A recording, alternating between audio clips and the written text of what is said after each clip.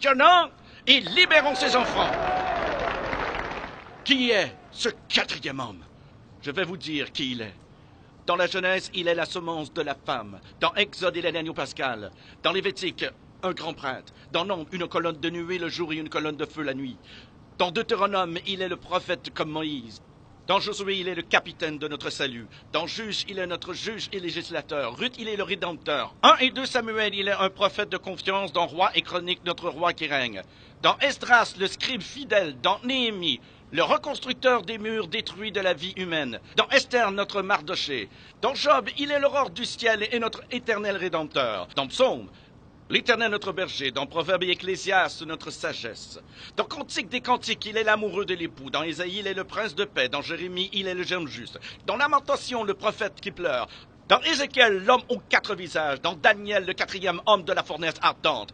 Dans Osée, il est le mari fidèle pour toujours marié au rétrograde. Dans Joël, celui qui baptise du Saint-Esprit et de feu. Dans Amos, le porteur de fardeau. Dans Abdias, puissant sauveur. Dans Jonas, notre grand missionnaire. Dans Michée, le messager aux beaux pieds. Dans Nahum, le vengeur des élus de Dieu. Dans Habacuc, l'évangéliste de Dieu criant « Accomplis ton œuvre dans le cours des années ». Dans Sophonie, le sauveur. Dans Agé, le restaurateur de l'héritage perdu. Dans Zacharie, la fontaine ouverte dans la maison de David pour le péché et l'impureté. Dans Malachie, le soleil de la justice s'élevant avec la guérison sur ses ailes.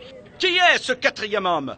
Dans Matthieu, il est le Messie. Dans Marc, le faiseur de miracles. Luc, le Fils de l'homme. Jean, le Fils de Dieu. Acte, le Saint-Esprit. Dans Romains, notre justicier. Corinthiens, notre sanctification. Dans Galates, il est le rédempteur de la malédiction de la loi. Dans Éphésiens, il est le Christ de richesse infinie. Dans Philippiens, le Dieu qui pourvoit à tous nos besoins. Dans Colossiens, la plénitude de la divinité. 1 et 2 Thessaloniciens, notre roi qui vient bientôt. 1 et 2 Timothée, le médiateur entre Dieu et l'homme.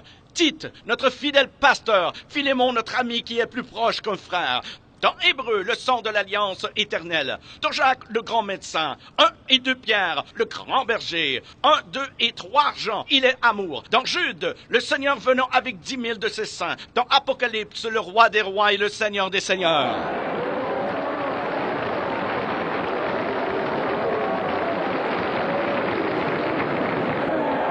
Qui est ce quatrième homme? Je vais vous dire qui il est. C'est le sacrifice d'Abel.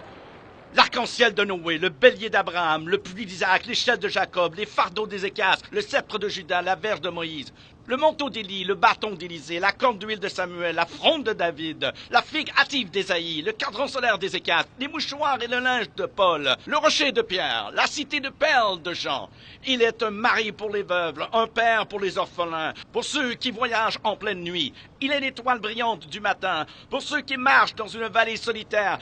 Il est le lys des champs, la rose des sables, le sarment de vie et le miel du rocher. Qui est-il? Qui est le quatrième homme? Il est Jésus! Il est Jésus, le Fils de Dieu!